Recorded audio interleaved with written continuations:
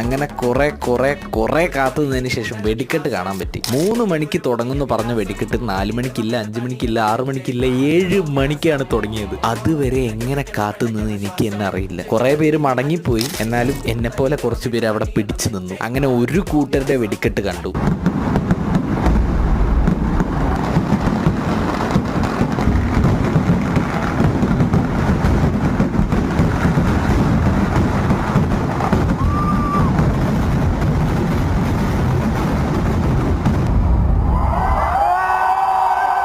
പിന്നെ നൈസായിട്ട് ഒരു ചായയും കാര്യങ്ങളൊക്കെ കുടിച്ചു. അത് കഴിഞ്ഞിട്ട് അടുത്ത വെടിക്കെട്ട് നോക്കുമ്പോൾ ഇനിയും വൈകും അറിഞ്ഞപ്പോൾ ഞാൻ ഒന്നും നോക്കാണ്ട് നൈസായിട്ട് മടങ്ങുമായിരുന്നു. അപ്പോഴുണ്ട് അതാ പൊട്ടണ്.